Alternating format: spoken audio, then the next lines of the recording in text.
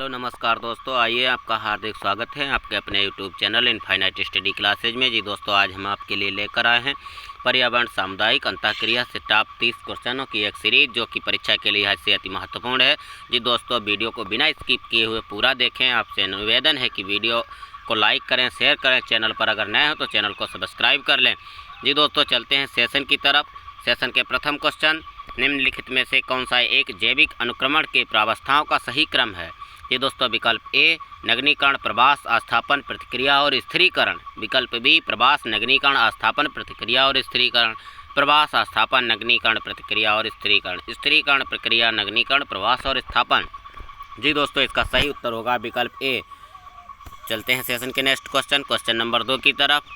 जी दोस्तों, अपघटक किस पोषण स्तर के जीव होते हैं? पोषण स्तर 1, पोषण स्तर 2, पोषण स्तर 3, पोषण स्तर 4।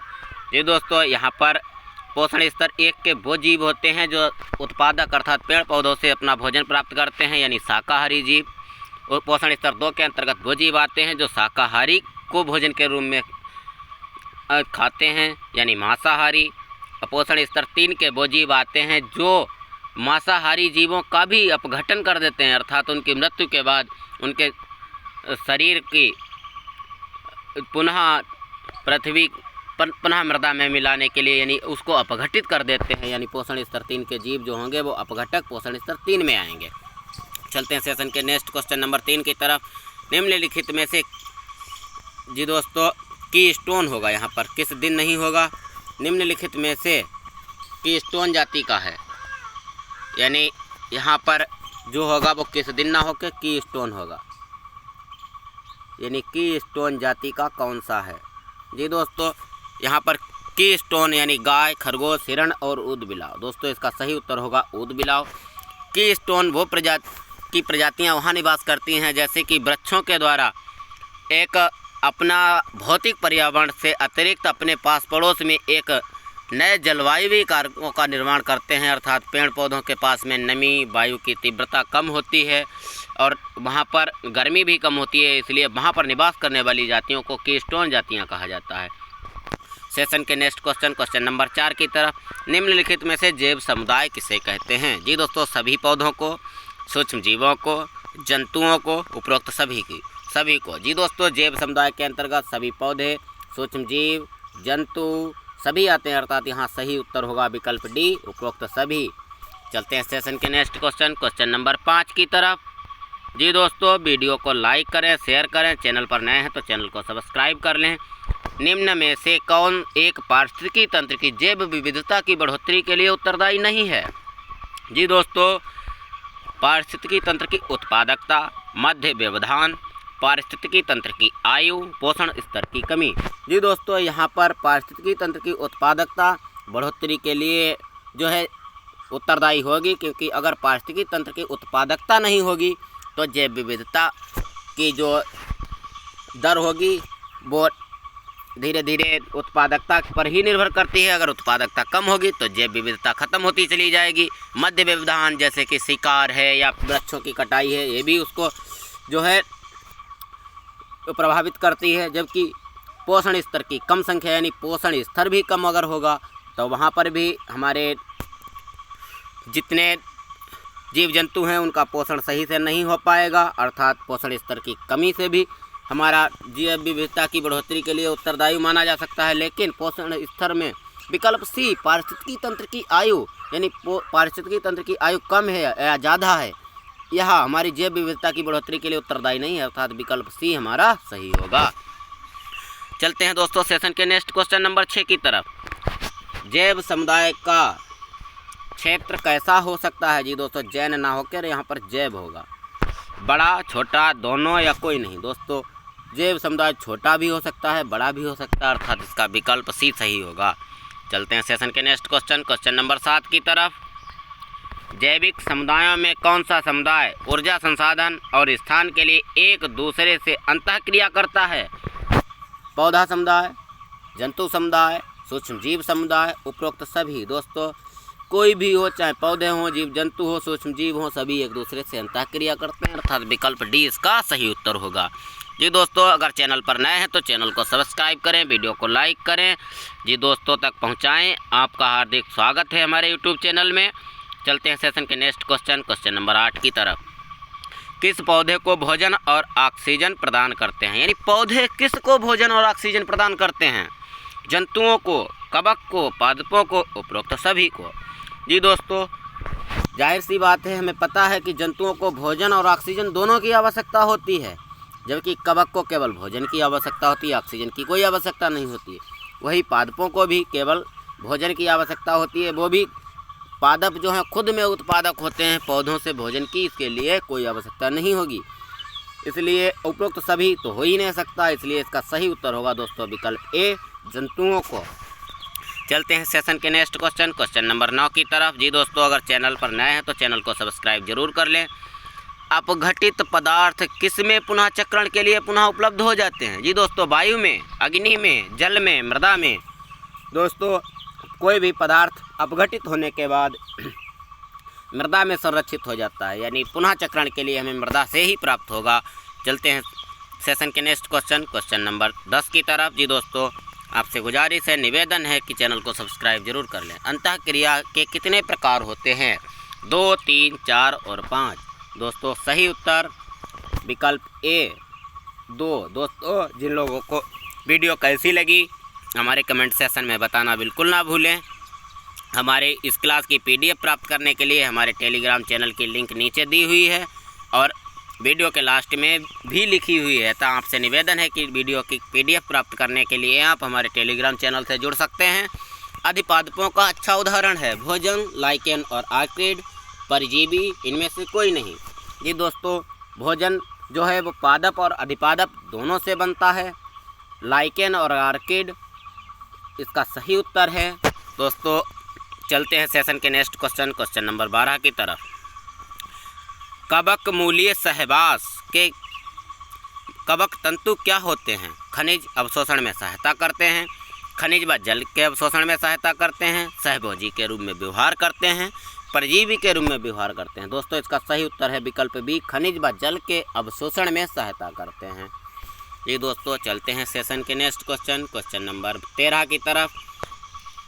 जब दोनों सहयोगी समान रूप से लाभान्वित होते हैं, किसी को कोई हानि नहीं होती है, तो इसे क्या कहते हैं? सहोपकारिता, सहभागिता, आदि सहयोग, उपरोक्त सभी। जी दोस्तों, इसका सही उत्तर है विकल्प ए, सहोपकारिता। चलते हैं सेशन के नेक्स्ट क्वेश्चन नंबर 14 की तरफ। कवक मूल किस सहजीविता का उदाहरण है? आदि सहयोग, सहोपकारिता, मध्य सहयोग, उपरोक्त में से कोई नहीं। दोस्तों, इसका सही उत्तर है विकल्प बी, सहोपकारिता। क्योंकि कवक मूल जो हैं वो अपने जिस पेड़ के पास होते हैं उससे आधार यानी सहायता प्राप्त करते हैं और उसके लिए खनिज व जल का अवशोषण करते हैं, अतः एक दूसरे के लिए सहयोगी होते हैं, एक दूसरे को नुकसान नहीं पहुंचाते हैं। अनुचक्रण में अंतिम समुदाय को क्या कहा जाता है? जी दोस्तों, चरम समुदाय, नवीन समुदाय, क्रमिकी समुदाय, मध्य समुदाय। इसका सही उत्तर होगा दोस्तों चरम समुदाय। आपसे निवेदन है, चैनल को सब्सक्राइब कर दें, वीडियो को लाइक करें, शेयर करें, अपने दोस्तों को भी चैनल से जोड़ें। निम्नलिखित पारिस्थितिकी तंत्र के प्रकारों में कहाँ शुद्ध वनस्पति उत्पादन की वार्षिक औसत दर अधिकतम होती है? जी दोस्तों, शीतोष्ण घास स्थल, सवाना, शंकुधारी वन, शीतोष्ण वन। जी दोस्तों, इसका सही उत्तर होगा विकल्प ए, शीतोष्ण घास स्थल। क्योंकि शीतोष्ण घास स्थल में वर्षा अच्छी होती है, वहाँ पर वर्षा अच्छी होती है तो वनस्पति अच्छी होती है। जब वनस्पति अच्छी होती है तो जीव जंतु ज़्यादा होंगे और जैव विविधता अधिक होगी। जहाँ जैव विविधता अधिक होगी वहाँ औसत वार्षिक उत्पादन दर भी अधिक होगी। चलते हैं सेशन के नेक्स्ट क्वेश्चन नंबर 17 की तरफ।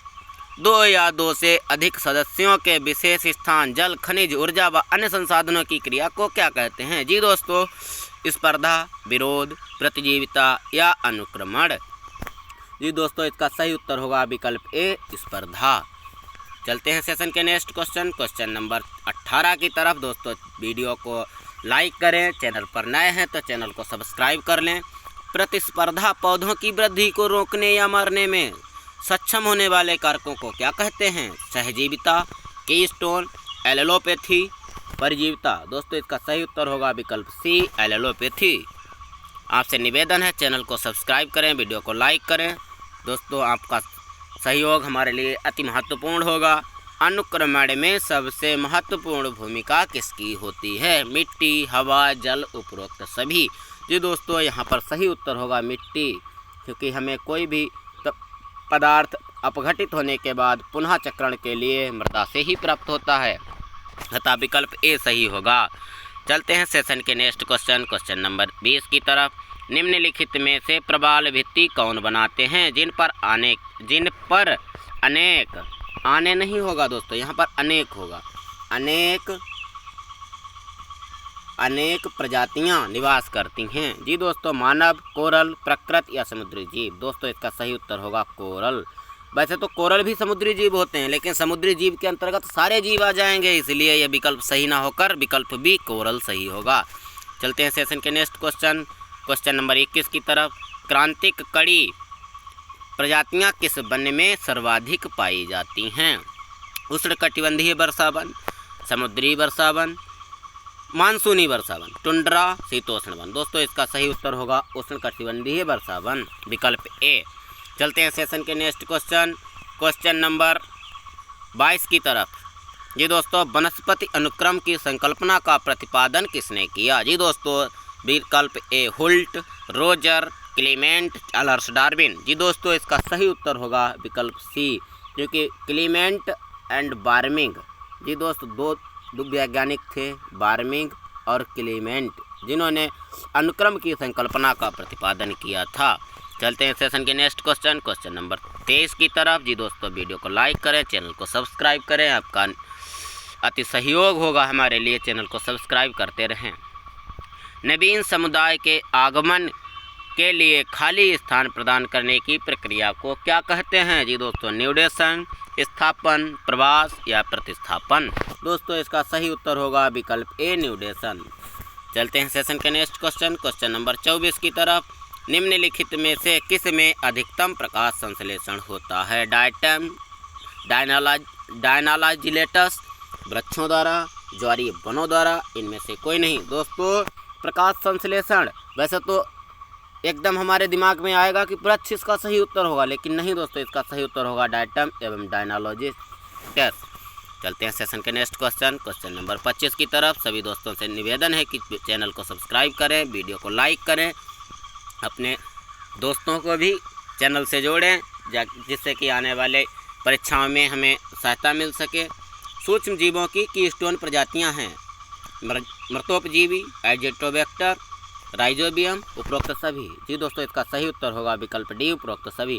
जी दोस्तों राइजोबियम के संबंध में कहा जा सकता है कि हमसे क्वेश्चन पूछा जाता है कि नाइट्रोजन स्थिरीकरण में कौन सा सूक्ष्म जीव हमारी सहभागिता करता है? जी दोस्तों यहाँ पर नाइट्रोजन स्थिरीकरण के लिए राइजोबियम जिम्मेदार होता है, अतः ये भी याद रखने योग्य बात है।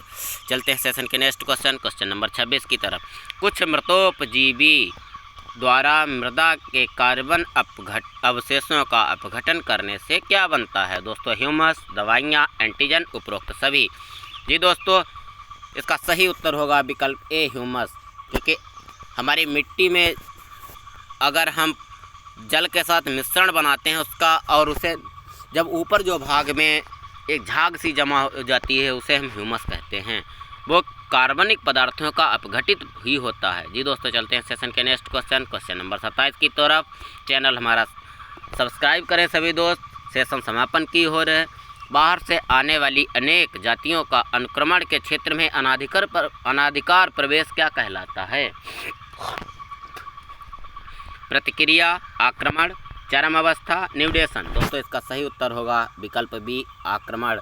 यहाँ पर न्यूडेशन अगर हो जाता, अगर यहाँ पर अनाधिकृत ना होता बल्कि उसे जगह दी गई होती, तो उत्तर हमारा होता न्यूडेशन।